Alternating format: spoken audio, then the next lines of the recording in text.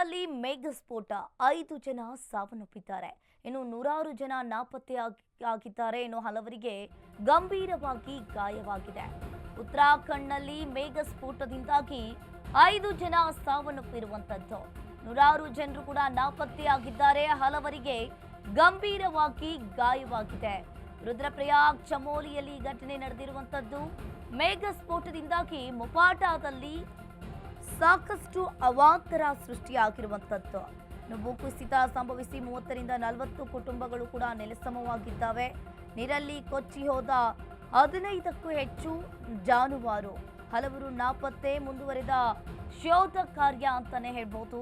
ಇನ್ನು ಉತ್ತರಾಖಂಡ್ನಲ್ಲಿ ಮೇಘಸ್ಫೋಟದಿಂದಾಗಿ 5 ಜನರು ಸಾವನ್ನಪ್ಪಿದ್ದಾರೆ. ನೀವು ಕೂಡ ದೃಶ್ಯಾವಳಿಯಲ್ಲಿ ನೋಡ್ತಾ ಇರಬಹುದು ಯಾವ ರೀತಿಯಾಗಿ ಪ್ರವಾಹ ಆಗ್ತಾ ಇದೆ ಅನ್ನೋದನ್ನ. ರುದ್ರಪ್ರಯಾಗ ಚಮೋಲಿ ಜಿಲ್ಲೆಯಲ್ಲಿ ಭೂಕುಸಿತ ಉಂಟಾಗಿದೆ. ನೀರಲ್ಲಿ ಕೊಚ್ಚಿ ಹೋದ 15ಕ್ಕೂ ಹೆಚ್ಚು ಜಾನುವಾರು.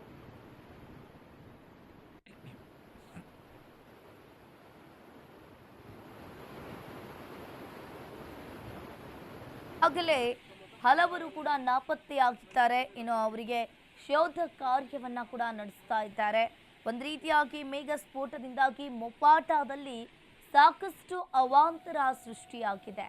ರುದ್ರಪ್ರಯಾಗ್ ಚಮೋಲಿ ಜಿಲ್ಲೆಯಲ್ಲಿ ಈ ರೀತಿಯಾದ ಘಟನೆ ನಡೆದಿರುವಂತದ್ದು ನೀವು ಕೂಡ ದೃಶ್ಯಾವಳಿಯಲ್ಲಿ ನೋಡ್ತಾ ಇರಬಹುದು. ಯಾವ ರೀತಿಯಾಗಿ ಪ್ರವಾಹ ಆಗ್ತಾ ಇರೋದನ್ನ.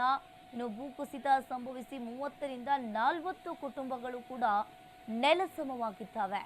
ಈಗಾಗಲೇ ಇನ್ನು ಕಾರ್ಯಾಚರಣೆಯನ್ನ ಕೂಡ ಮಾಡ್ತಾ ಇದ್ದಾರೆ. ಹಲವರು ನಾಪತ್ತೆಯ ಶೋಧ ಕಾರ್ಯವನ್ನ ಕೂಡ ಅಲ್ಲಿನ ಪೊಲೀಸರು ಕೂಡ ನಡೆಸ್ತಾ ಇದ್ದಾರೆ.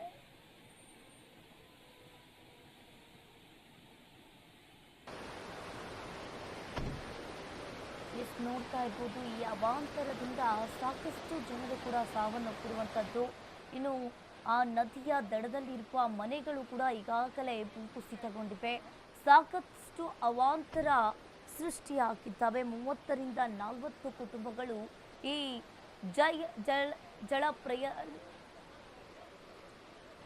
ಜಲಪ್ರಳಯದಿಂದ ಸಾಕಷ್ಟು ಅವಾಂತರ ಸೃಷ್ಟಿಯಾಗ್ತಾ ಇರುವಂತದ್ದು.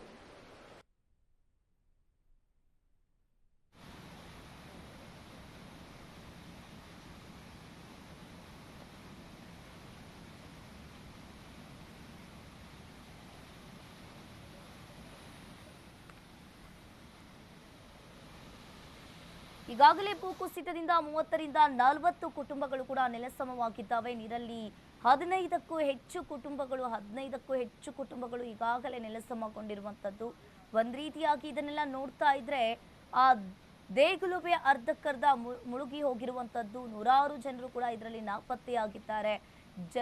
ಜಾನುವಾರುಗಳು ಕೂಡ ಇದರಲ್ಲಿ ಮುಳುಗಿ ಹೋಗಿದ್ದಾವೆ. ಭೂಕುಸಿತ ಸಂಭವಿಸಿ ಮೊಪಾಟಾದಲ್ಲಿ ಈ ಘಟನೆ ನಡೆದಿದೆ.